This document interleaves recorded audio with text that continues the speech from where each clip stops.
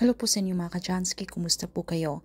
At ngayong araw na ito ay meron naman po tayong bagong ipapahagi sa inyo na kung saan ito po ay mga simpleng paraan para mas lalo pang maka-attract ng good luck na yan sa sapinyaman man o pananalapi. So bago po ang lahat ay nais ko lamang pong i-promote sa inyo mga ka-Jansky para po sa mga gusto ng mga pampaswerte sa inyong mga negosyo, sa inyong mga trabaho, sa inyong mga career, or kung kayo po ay mahilig maglaro ng anumang uri ng sugal, meron po tayong pampaswerte dyan. Para po sa mga interesado ay mag-PM lamang po kayo sa akin. Sa mga ka-Jansky, ngayong araw na ito, gamit lamang po yung ating mga bawang at asin.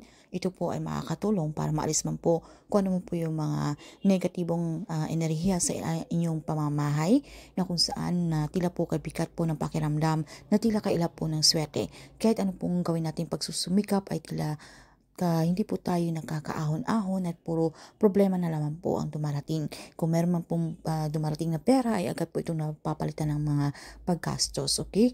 And ang malala pa dyan kung meron pong nagkakasakit sa pamilya, okay? Kung tayo po ay nagkabaon-baon sa utang. So pwede po natin itong gawin sa ating pamamahay para matanggal po yung mga negatibong enerhiya na yan, okay? Sa pamamagitan lamang po ng bawang at ng ating asin. Dahil ito pong asin ay ito po ay malakas magtaboy ng mga kamalasan na yan, okay? Ng mga negative energy. At kasabay nitong ating mga bawang, ito rin po ay para po sa mga negatibong enerhiya na kung ano man po yung mga like mga evil eye na yan na hindi po natin alam na meron po mga taong inggit sa atin na ayaw po tayong umangat sa buhay. So hindi po natin maiiwasan yan.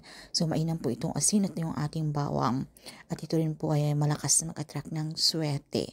So itong bawang ay kailangan 7 butil ng bawang yung ating gagamitin mga ka-Jansky. And dito po sa ating asin ay mainam po kung meron po kayong rock salt ay mas mainam po. Ito po yung ating gagamitin. Pero kung wala naman ay wala pong problema. Kahit ano po yung kung ano po yung ginagamit niyo or available sa inyong mga kusina ay pwede na po yan. So, ang gagawin nyo lamang po mga ka-Jansky ay kumuha po kayo ng 4 na garapon, kahit yung maliliit.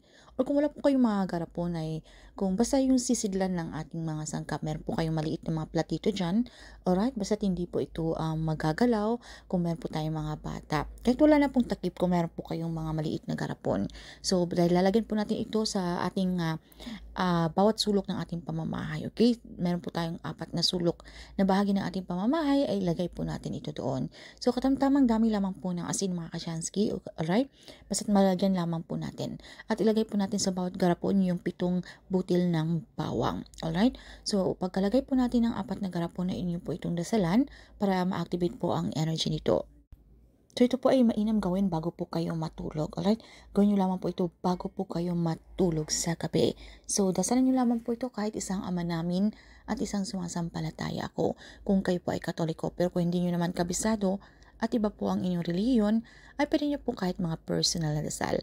At pagkatapos ay sambitin nyo na po ang inyong mga kahilingan. Kung ano po ang inyong mga intensyon, kung bakit nyo po ginagawa ang ritual na ito. Kung ano man po yung mga problema nyo sa usaping pananalapi. Pwede po kayong maging specific, sabitin nyo po ang amount ng pera o halaga na inyong kakailanganin. And then maging positibo, i-claim, i-affirm na po sa inyong sarili ang mga swerteng darating na ito. Sabitin nyo lamang po yung ating mantra, "Thank you, universe. Now I'm ready to receive the blessings." Then pagkatapos ay ilagay nyo lamang po ito sa 4 na sulok ng inyong pamamahay.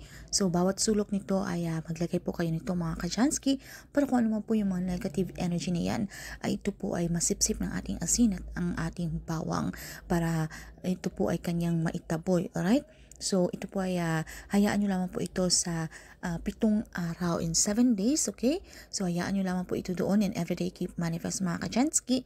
At pagkatapos ay pwede nyo na po itong i-dispose, okay? After 7 days. Ilagay nyo lamang po ito sa isang plastic mga ka-Jansky at itapon nyo po ito sa labas ng inyong pamamahay doon po sa basurahan. Dahil marami na po itong negative energy. So, in 7 days mga ka-Jansky, magugulat ka po na meron po mga blessings o mga swerteng darating sa inyo na hindi nyo po inaasahan. So, kinakailangan palakasin nyo lamang po ang inyong paniniwala. Huwag po kayong maging negatibo, huwag po kayong mag-alinlangan. So, kinakailangan na meron po tayong 100% na talagang nag-isip tayo na puro magandang bagay po ang darating sa atin. So good luck po sa inyo mga Kajansky. So kinakailangan na tayo po ay magpatuloy sa ating mga ginagawa. Pag meron po tayong pampaswerte mga Kajansky, huwag po tayong mag-stop sa mga ating pagsusumikap, mas lalo pa po tayong magsipag. Okay, hindi po ito tipong tayo po ay wala nang gagawin, tayo po ay magiging tamad na lamang, mag-aantay na lamang po tayo ng grasya dahil tayo po ay magre-rely na lamang dito sa ating pampaswerte. So hindi po ito ganun mga Kajansky. So kinakailangan tayo po ay magpatuloy, tayo pa rin po ay magsumikap, okay? Dahil tandaan natin na sa atin pa rin po ang may control at tayo pa rin po ang gumagawa ng ating kapalaran. Nasa ating kamay ang tagumpay mga Kajansky.